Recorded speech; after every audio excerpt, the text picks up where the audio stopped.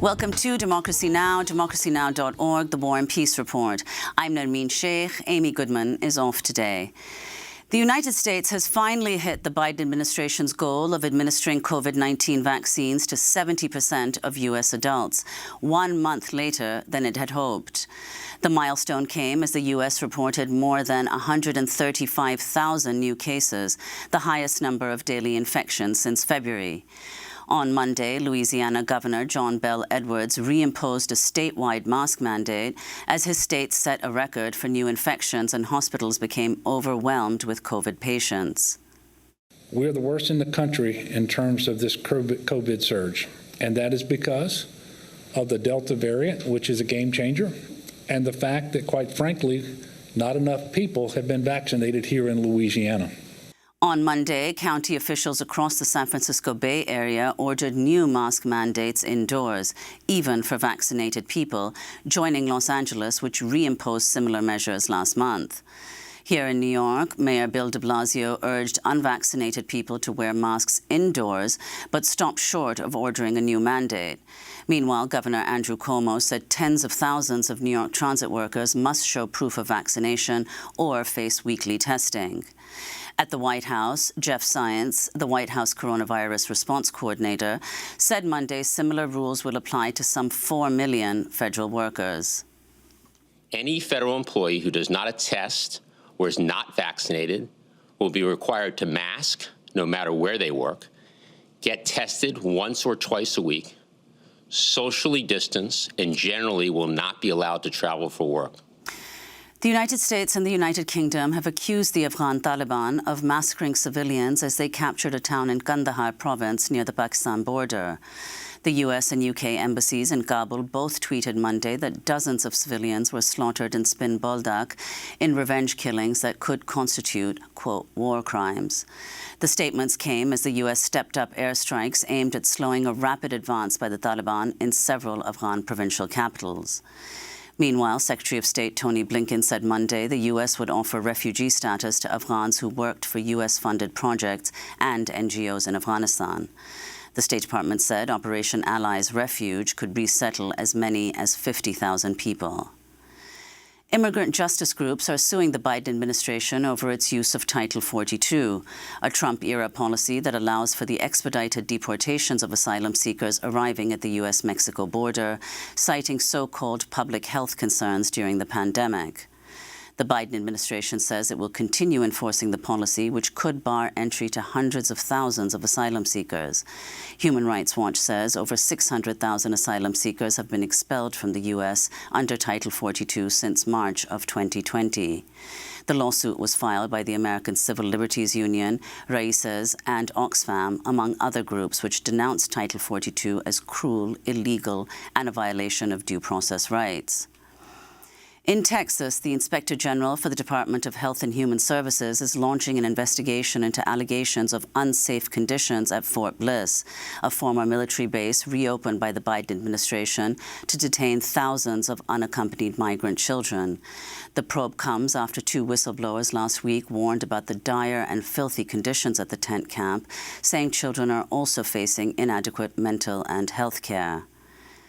In Washington, D.C., President Biden and Democratic leaders faced backlash Monday from progressives who blasted them for allowing a federal moratorium on evictions to expire.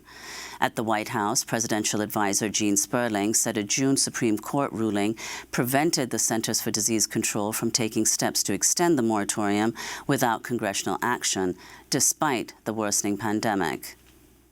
To date, the CDC director and her team have been unable to find legal authority even for a more targeted eviction moratorium that would focus just on counties with higher rates of COVID spread. Missouri Congresswoman Cori Bush, who's been camped out on the steps of the Capitol since Friday in protest, spoke briefly with Vice President Kamala Harris Monday and reportedly came away disappointed.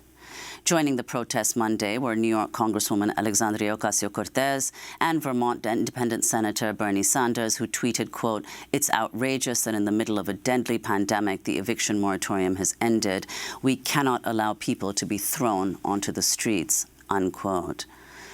Elsewhere in Washington, police arrested at least 204 people Monday as they held a non-violent civil disobedience protest demanding that Senate Democrats end the filibuster and enact voting rights legislation. Among those arrested were Reverend William Barber of the National Poor People's Campaign, along with his co-director, Reverend Liz Theoharis, and the longtime civil rights leader, Reverend Jesse Jackson.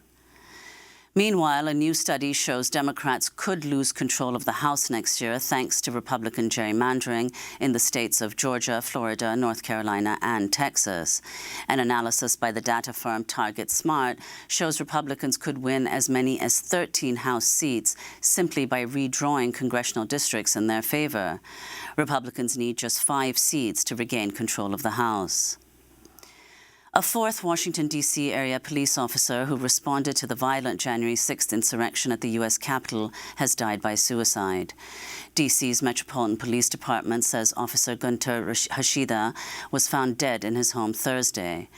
Officers Howard Liebengood, Kyle DeFreitag, and Jeffrey Smith also took their own lives in the wake of the assault by a mob incited by then-President Trump. More than 100 officers were injured. A warning to our viewers, this headline contains graphic footage of police violence. In Florida, 5 Miami Beach police officers have been suspended from their jobs and criminally charged after they were filmed repeatedly kicking and body slamming a black man in handcuffs before brutally assaulting a bystander who filmed the incident. The bystander, 28-year-old Khalid Vaughn, had faced charges of impeding a police investigation and resisting arrest with violence, but those charges were dropped when video showed he posed no threat to the officers who assaulted him.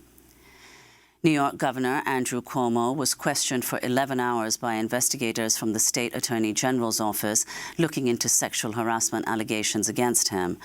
That's according to the New York Times, which reported the meeting took place in Cuomo's office last month. At least 10 women have accused Cuomo of sexual misconduct, prompting New York Attorney General Letitia James to launch a probe. Members of Cuomo's inner circle have also been interviewed by investigators. Israel's Supreme Court has deferred a ruling on the expulsion of 4 Palestinian families from their homes in the Sheikh Jarrah neighborhood of occupied East Jerusalem. The court instead offered the families a deal. They could stay in their homes for now if they begin paying rent to a Jewish settlement organization which claims ownership over the disputed properties. The Palestinian families rejected the deal, insisting they were the legal owners. The United Nations has described the planned evictions as a possible war crime. Later in the broadcast, we'll go to East Jerusalem for the latest.